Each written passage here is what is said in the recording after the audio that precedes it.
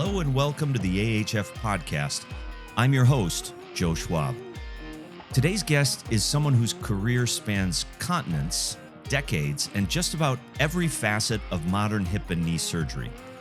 Dr. Michael Solomon is widely recognized as one of Australia's, and probably the world's, leading surgeons in arthritis surgery, joint preservation, and complex hip and knee reconstruction. After graduating from the University of Cape Town, he completed his orthopedic training in Sydney and went on to a traveling fellowship in the United States, focusing on hip and knee replacement as well as hip-preserving techniques. Since then, he's performed more than 10,000 hip and knee replacements, averaging over 900 joint replacements each year. His expertise ranges from anterior approach hip replacement to periacetabular osteotomy, and his clinical work extends across all ages, from pediatric to adult patients, and his contributions to the field include extensive international lecturing, research, and hands-on training for students, registrars, and fellows. But beyond the operating theater, Dr. Solomon is known for his commitment to service. He's operated and taught across the globe, from the US and Canada to South Africa, India, China, and England. And he regularly travels to Tonga to provide voluntary orthopedic care. And if all that wasn't enough, he's actually a pretty good guy. And we're really lucky to have him with us today on the podcast. Dr. Michael Solomon, welcome to the AHF Podcast. Thank you, Joe. That was quite an introduction, which I feel partly embarrassed about, but I appreciate you introducing me, and I'm very happy to be here. What initially drew you to pursue orthopedics and in particular hip surgery? So, as you mentioned in your introduction, I was born in South Africa. I went to medical school in South Africa, and I left shortly afterwards. But my father was an anesthetist, or anesthesiologist, as you would say, and he worked with a remarkable man called Des Dall. And Des, you may remember there was a cable system called the Dall-Miles cable grip. And Des was the Dall of the Dall-Miles, and Miles was Anthony Miles, who was an engineer who subsequently went to Bath in England. But my dad was Des's anesthetist. So I would often, when I was a medical student, I would go to the operating room with my dad. And that way I would meet Des, and he was certainly one of my mentors and inspirations. And that's how I got into thinking orthopedic surgery looks pretty cool. So did you have mentors along the way who guided you and maybe shape your approach to surgery? Tell me a little bit about that. So I would recognize three people in my career. I think the first thing to say is, as I said, my dad was an anesthetist, and when I was a medical student, I was kind of thinking, what do I want to do when I finish medical school? And I was working on the process of elimination. And I thought anesthetics was boring, but I'll come back to that later because I think in the end he might have been right. I thought anesthetics was boring. I thought general medicine, I just wasn't cut out to be a physician. Surgery I found interesting, but I figured I wasn't going to become a fine-tuning ophthalmologist or ENT surgeon, but orthopedics was, I thought, really cool. And I remember at medical school, we did our first term in orthopedics. They taught us how to examine a hip, and I thought, this is so straightforward. Look, feel, move. How hard can it be? And I came home that evening and I said to my dad, I found it. I know what I want to be. So actually it was a 6-year course in South Africa, and from that moment onwards, in my third year of a medical school, so this takes me back to 1983, I wanted to be an orthopedic surgeon. That was it. Wow. That was my focus in life. And I was fortunate, again, like I'd mentioned, to have met Des Dall. And then when I immigrated to Australia, I met others, of course. But the two people, aside from Des Dall, who had a profound effect on my career. Des was really right at the beginning, so I was still a medical student. But there were two people.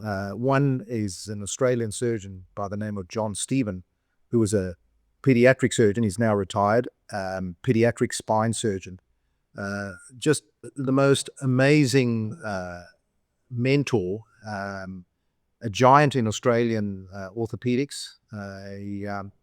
So being a pediatric orthopedic surgeon, they're sort of a different class, I think, in the sense that they are really patient and family focused more than anything.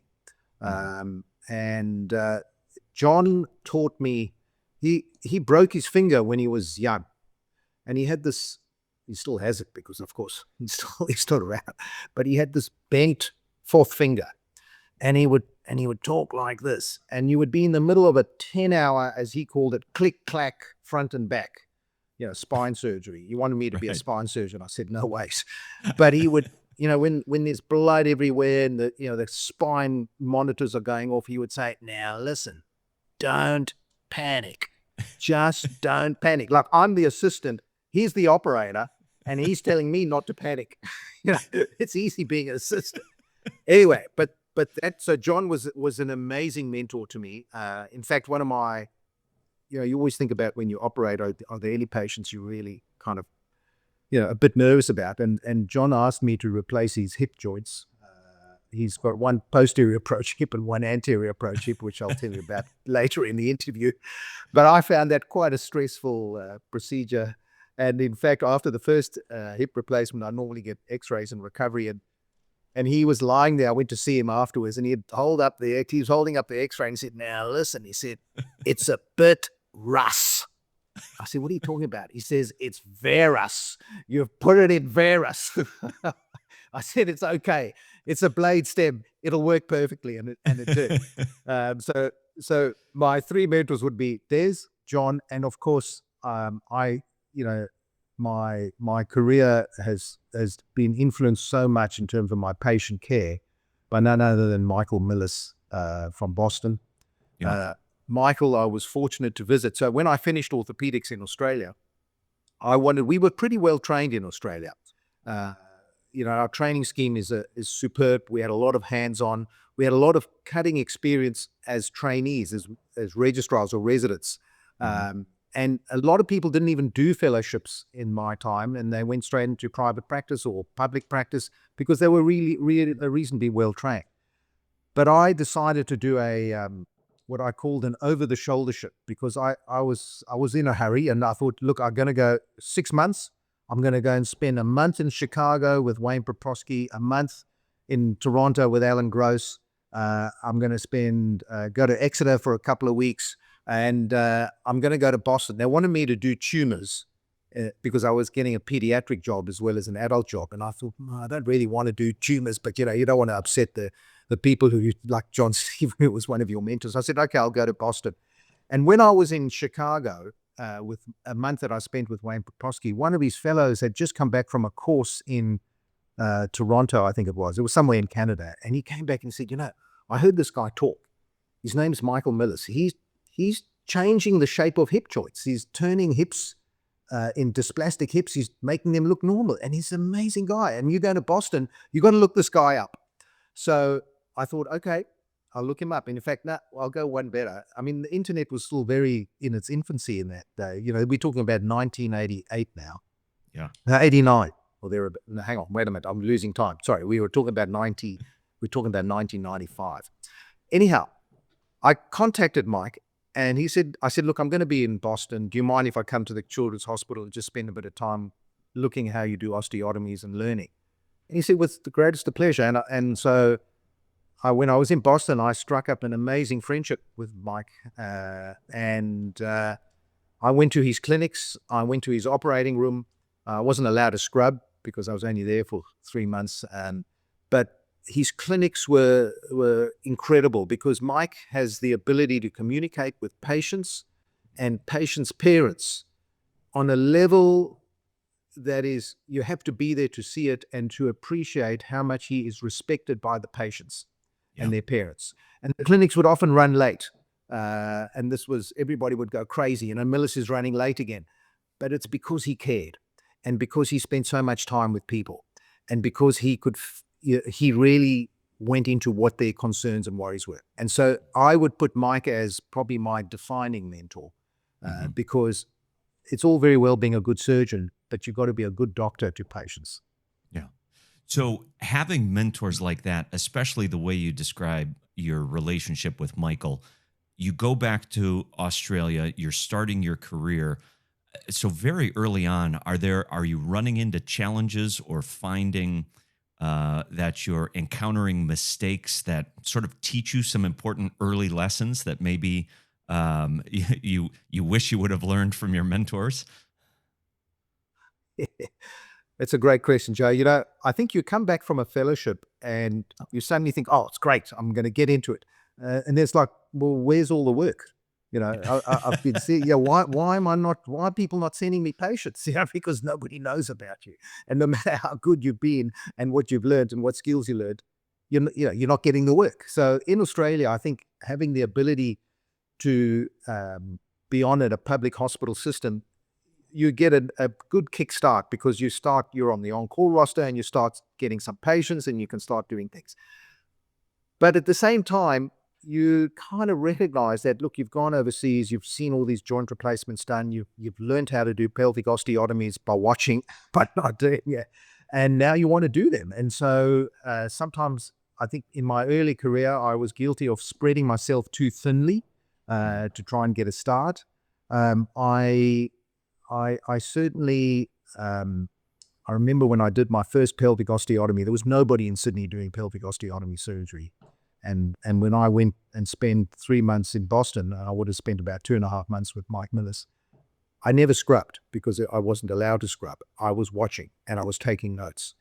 And now I'm suddenly in the thick of it and the sweat's starting to pour. And in fact, with my first osteotomy, I got John Stephen to scrub, who'd never seen one. He'd done Salter osteotomies, but he'd never done Gans osteotomies. Yeah. And so I'm just telling him, okay, this is how we got to do it. And he's keeping a calm factor on me. So I think pacing myself was important. And I learned that sometimes the hard way, because in the end, patients value clarity and reassurance and kind of a sense of partnership. And you've got to take away from the fact that you've learned all this stuff. You actually got to think, okay, well, there's a patient on the other side here, and what do I feel I'm skilled at doing, and how can I go into it and help them? And initially I was consulting in about 4 different locations, and I suddenly realized this is crazy. Just slow down, get back to one place, let the patients come to you, start doing your work. If you do good work, word gets out there, and that's what I did. So how did you balance that, the sort of technical skill that you were honing and your clinical judgment with things like patient communication that you had observed from a Michael Millis, for instance? Well, I had and I won't call her a mentor, but she's my greatest supporter in life, and that's my wife. And the reason I bring her into this is my wife, Lucille, has bad rheumatoid, and she got rheumatoid. In fact, I think you met her when we were in London together. Yeah. She got rheumatoid when she was 20. Before all these disease-modifying agents were present. And the reason I mention her is because you asked, how do I balance skill and judgment with patient communication? Because Lucille's had multiple operations. Some have been okay and some have been awful in terms of outcomes. And I'd say to her, listen, I think you need to have this done. You need an osteotomy to straighten your leg. I mean, not obviously by me. And she would say to me, but why? I'm not in pain. And I'm thinking ahead, thinking, yes, but I know what's going to happen in years to come because of the angles they are. So clinical judgment should incorporate a really in-depth discussion with patients about their expectations and their fears. Mm-hmm. And I think that's, you need to have a clear plan. When I see a patient, whether they're having surgery or not, they need to leave my consulting room with a clear plan on the problem they came to me with. Mm-hmm. And the plan may not be what they like, but you've got to you've got to give somebody a clear plan, because that instills some confidence in them and saying, okay, he's been, you're not sitting on a fence. Oh, we could do this, we could do that. You're actually saying, look, this is what I think your problem is. This is a way I think you should treat it or should be treated. I use that sort of the subliminally thinking of experience that my wife's been through, thinking, is it going to really make a big difference to their lives? What I'm recommending. That's important. As you move from being sort of let's just say a competent surgeon to a master surgeon, are there any key habits or routines that you think you developed that sort of made that difference? Something that you could tell sort of younger surgeons or trainees, this was something I really keyed into that took me to that next level. I think the first thing I would say is don't take shortcuts. No matter how simple it is, stick to the routine. Because if you stick to the routine, you will make less mistakes, because we all make mistakes. I had a resident registrar who I've become very friendly with over the years, an amazing guy, and big guy, like 6'4". And he was in his final year, he'd finished his exam, and I was doing a hip replacement with him, and I was the junior consultant, and I thought he was going to break the leg. Like, he was powerful, and he was banging away, and I'm thinking, my God, so I said, I should mention his name because only he will know. I said, Al, you gotta feel the tissues here. We don't want to break this femur. You could easily break this femur. I mean, he's so powerful. So this is what I try and teach the younger generation, that surgery, you've got to learn surgical skill, and you've got to feel the tissues and understand that a little old lady with soft bone is not going to be the same as a 50-year-old athlete with strong bone. And you've just got to kind of appreciate that. I think and I'll bring another sort of family member into this, but my son was very fortunate to represent Australia at 2 Olympic Games in the 400 meters. And he started running when he was 16. But when I watched how he approached life and the dedication and the consistency, and he would go to bed early. Oh, I don't go to bed early, but what I'm saying is he tackled his task with a plan, and he stuck to that plan. And I think in orthopedics, even if you're doing something simple, there is a route map, there is a plan, and you tackle the task according to your plan, and you don't take shortcuts. You feel the tissues, you respect your OR team, and you progress for the benefit of the patient. I remember I tell you what else I learned when I was still a registrar, so I was still in training. And I had a lady with an ankle fracture who came in, who needed fixing. And her daughter was a medical student and said, oh, can I come and watch? And I naively said, yeah, sure, no problem. And of course, during the operation, things weren't going smoothly. And I was now sweating a bit because I knew she was in the background watching me fix her grandmother's ankle, which was, bone was as soft as anything. And I'm thinking, this is not good. She should not be in this theater. So that was the first and last time I ever led a relative who happened to be as a medical student into the operating theater. But it's a message to young people that it's all being well, being competent, but you've got to stick to your routine. Don't change your routine. So, talking about changing routines, at some point in your career, you decided to migrate to anterior approach hip replacement. And you have this history, this legacy of gravitating towards innovation. Talk to me a little bit about that journey. Of course, you mentioned your mentor up front, who you did 2 hip replacements on, 1 posterior, 1 anterior. Tell me a little bit more about that journey. So a number of years, well, in Australia now, probably it's about 15 or 16 years ago. So I was familiar with with the Smith-Peterson approach and with the Gans approach for pelvic osteotomy. So the territory was familiar to it. Mm-hmm. Then in Australia, a company introduced better tools, a leg holder or traction table, whatever you want to call it, and a teaching program. And, I thought I should have a look at this. And so adopting new techniques, I went to listen to a lecture. They had a visiting surgeon who came out, and I thought, yep, this looks interesting. And of course you see slides and it looks easy, but of course it isn't easy when you're starting off.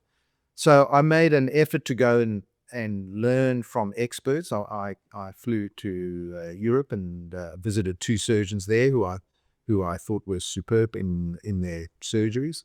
I watched some videos. I did some cadaver labs.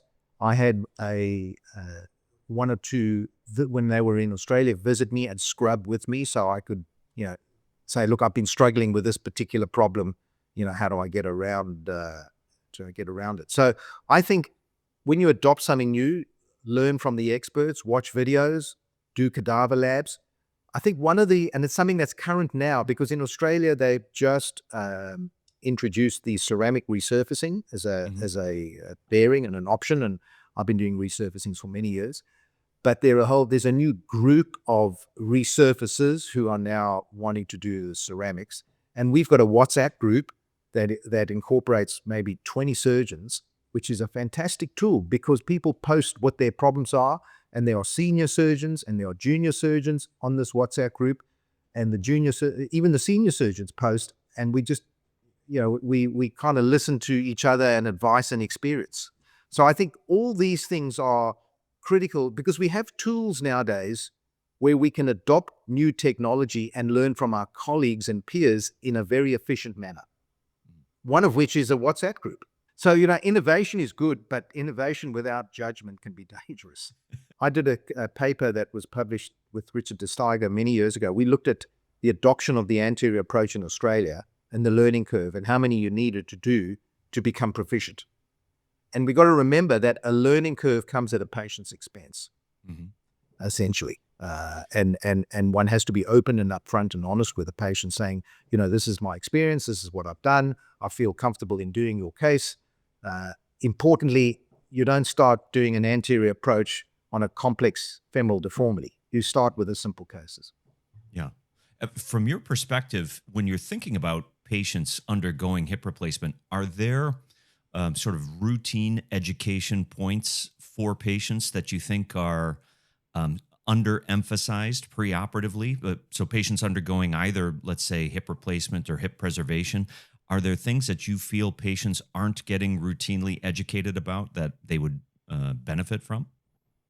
I think if I had to summarize that question, patient expectations are the hardest thing for a surgeon and a patient to grasp, because what a patient may be expecting and what you can deliver may be 2 different things. And you need to impart that expectation your knowledge of what you can deliver onto them so they don't cloud their expectations. So I think patient expectations is important. It's easy when you get somebody who can barely walk. They just want to be able to walk. That's easy. But when you get somebody who is very sporty but is getting more pain and wants to do all these things, you've got to temper it a little bit, saying, look, you're getting a joint replacement. It's not your own hip, and this is what you can do, and the majority will be able to do it. So I think patient expectations. I think the other thing, which is a real, it's a disaster if it happens, of course, is a deep joint infection. And I think, even if I tell a patient, look, you've got a 0.3% chance of getting a deep joint infection, we all brush off, I'm not going to get a complication. We always think on the positive side as a patient. But when that patient gets a deep joint infection, and it happens, it is a disaster for everybody in this. It keeps you up at night. It's enormous amount of time trying to address the problem, and all the ramifications, patient's work ramifications, family, etc. So I try and, when I tell them the important complications that can occur, I do emphasize that the deep joint infection is a serious problem. It's rare, but you've got to understand, and we hope it's not going to happen, but if you do get it, it's a long road ahead.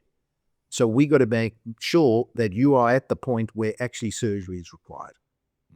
And then, on the hip preservation side, again, it comes to expectations a bit, but also recovery. I find, my PAOs take a long time to recover.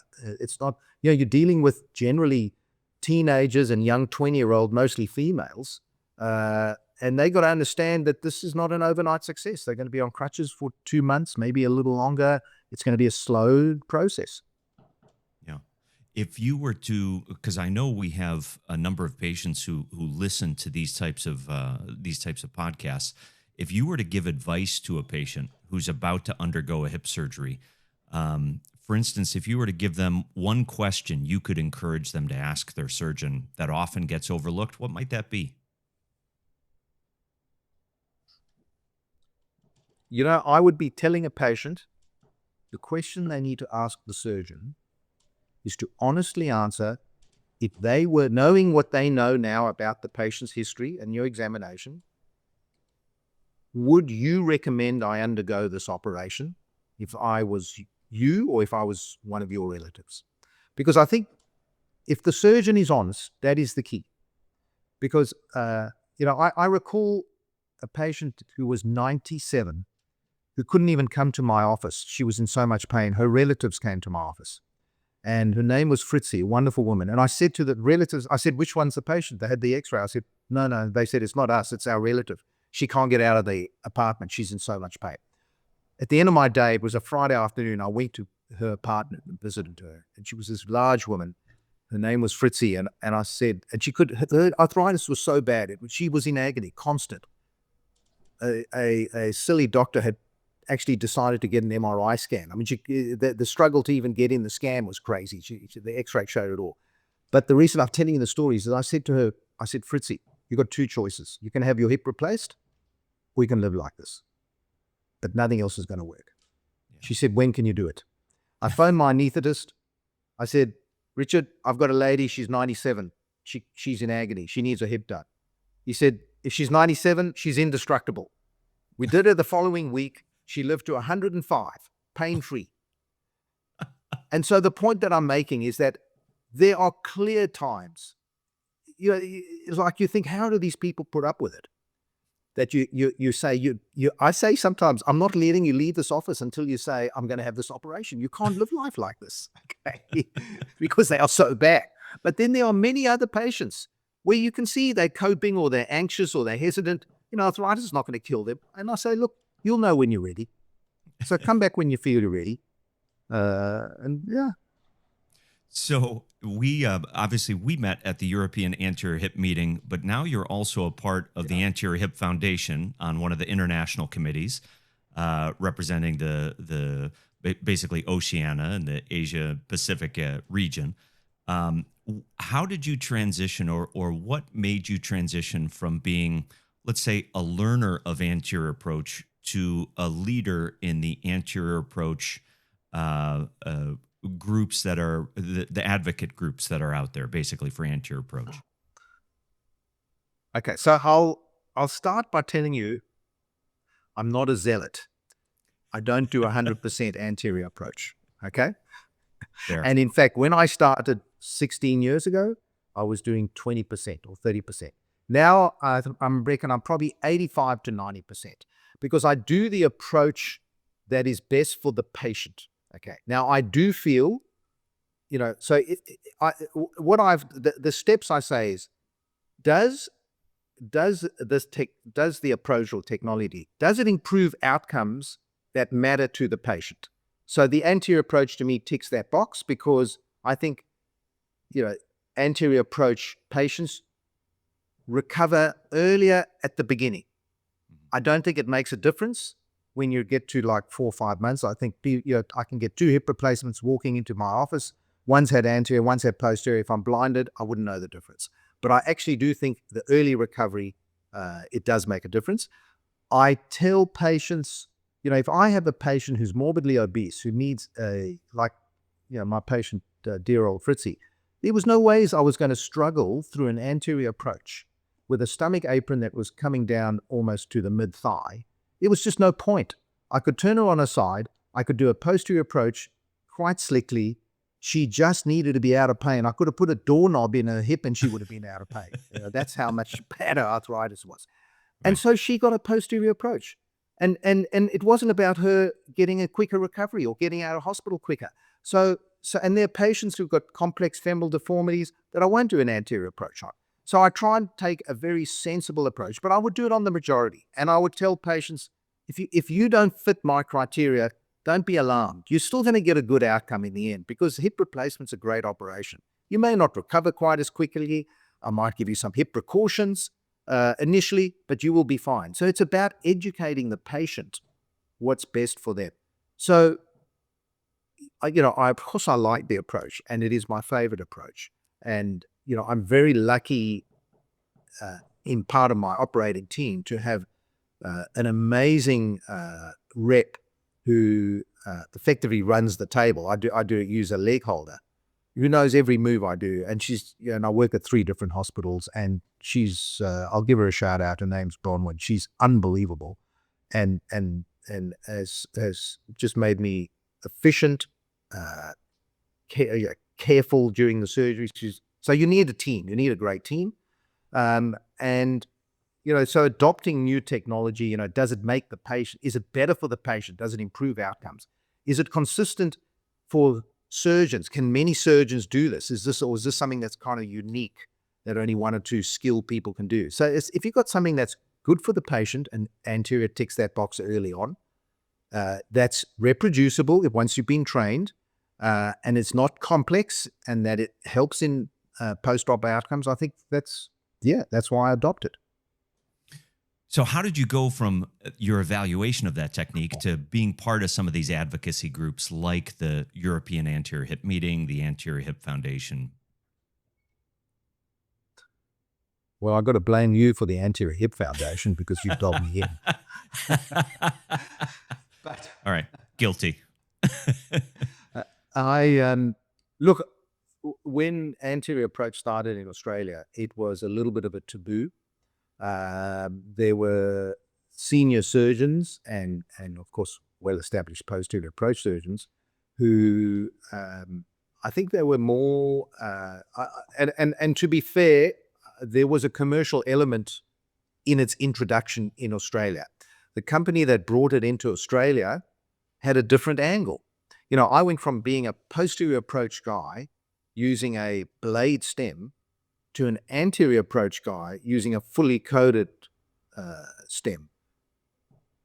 And not that there was anything wrong with the blade stem or the approach. It's because I thought this technique, because I was familiar with the approach with my osteotomy experience, was a good technique and sounded intuitively the right way to go.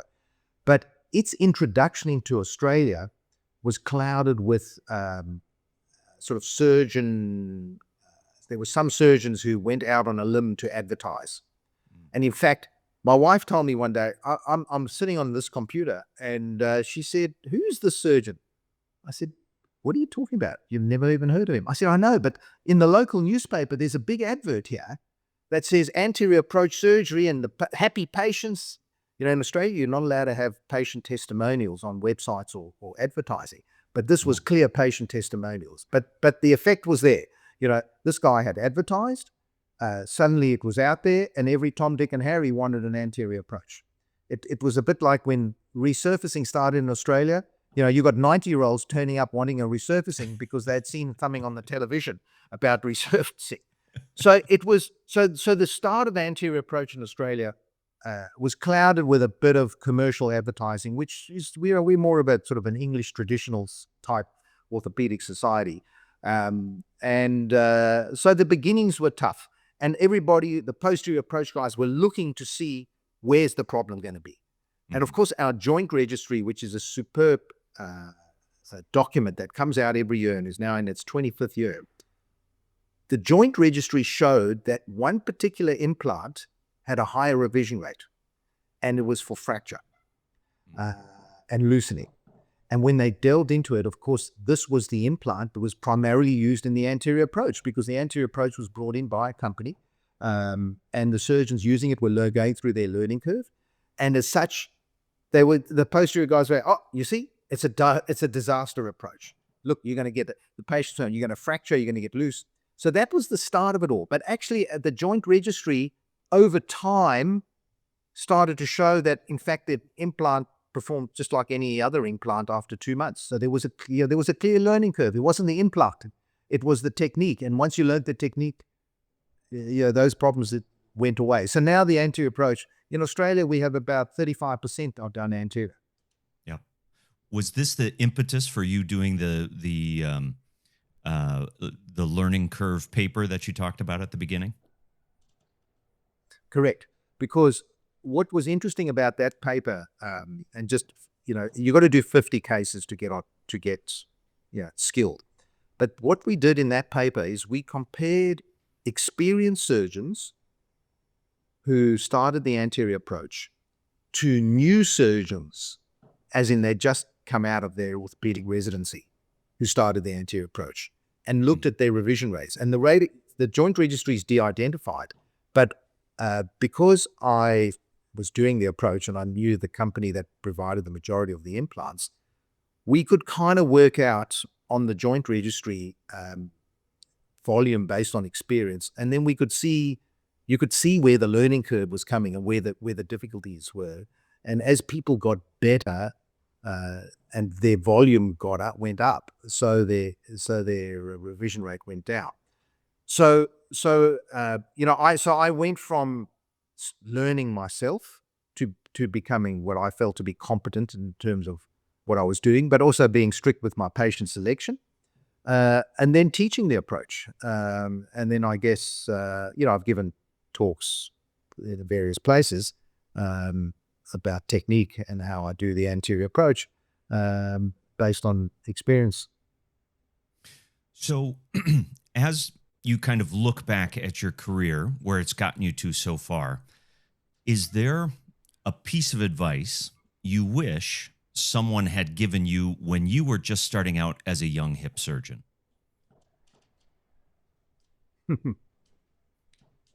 Get well trained.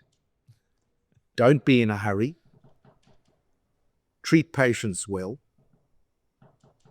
Treat staff well. Be generous to your staff. And I'm talking about office staff, operating room staff, reps who help read.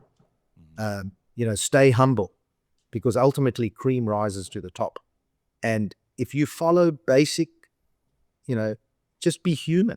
Just have some humanity. And that's something you learn over time, which is your mentors that help you, mold you, and your patients help you mold you, and experience helps you mold you.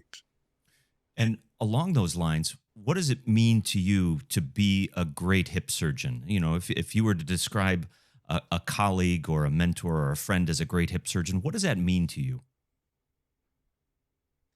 I think you've got to balance the science and skill of surgery with the humility of patient care. And you've got to treat your team with generosity and respect, because that's, I think if and it can sound cliche-like, but truly we're here for our patients in the end, okay? Yes, we can earn a good living, but actually we're here for our patients. And so you develop skills, you use science, you use innovation, but we've got to impart that on our patients when we feel it is going to be to their benefit. And you've got to listen to your patients. You've got to remain humble, and you can't do it without a team. And you have to respect your team. And I would often do extra lists on a Saturday just to catch up. And the theater, they put up a list. Solomon's doing a list on a Saturday. It gets filled with staff immediately, because we have a fun time in theater. People like coming to the operating room. We play tempo music. We don't play Tchaikovsky. So, when you do a joint replacement thing, it's step, and we stick to the same steps. So they know, this is step 1, step 2. So I tell my anaesthetists, put the right music on. We got to keep going. And given that you've seen sort of the changes or the growth or the evolution, let's say, of medicine in general over your career, is there any advice or encouragement that you'd give to specifically the young surgeons, maybe our learners or registrars who are listening today, who are interested in making an impact to orthopedics? Yeah, I still think it's a marathon. It's not a sprint. Okay, so don't come out of your fellowship and suddenly say, I'm going to do this, this, and this. Actually, stick to what you've learned well and start doing what you've learned well. And as you develop further skills surgically, you can then branch out with new things. But don't be in a hurry to try different things. Just start off simple. And I'm guilty of not doing this, but it's in hindsight. I look back and I'm thinking, okay, I was in consulting in 4 different locations, and I was on call at 3 different hospitals. Actually, you don't have to do all that. Just stick to what you learned well and do what you learned well, and patients will come because they will tell their friends that you're a good guy, you treated them well, and you did a good operation. And that's how your practice will grow. And I always tell the residents and your new ones, it's going to take 7-8 years to develop a practice. It's not going to happen overnight. Yeah. Well, I think that's fantastic advice. And Michael, I've really appreciated having you share some of your perspective, share your history, and share your personality with our guests here today on the AHF podcast. Well, Joe, it's a pleasure. And I have to compliment you, and I hope you put this into this podcast. But your podcasts are fabulous. And it's not just this interview, but I've listened to many, and I've listened to many people you've interviewed, and some of them are really inspiring. And so I'd encourage you to keep going. You've got a wonderful manner of interviewing, your style, and I think it's terrific. And so, congratulations to you, because I think you do a great job. That's very kind. And of course, you're welcome back on the podcast now at any point, just for having said that. No, Michael, that's excellent. Thank you so much. I look forward. Right. I hope to get to see you in Australia sometime in the near future. And thank you so much for being with us today. Thank you, Joe. And thank you for everybody who listened in. And thank you for joining me for this episode of the AHF Podcast. As always, please take a moment to like and subscribe so we can keep the lights on and keep sharing great content just like this. Please also drop any topic ideas or feedback in the comments below. You can find the AHF Podcast on Apple Podcasts, Spotify, or in any of your favorite podcast apps, as well as in video form on YouTube /@Anterior Hip Foundation, all one word. Episodes of the AHF Podcast come out on Fridays. I'm your host, Joe Schwab, asking you to keep those hips and patients happy and healthy.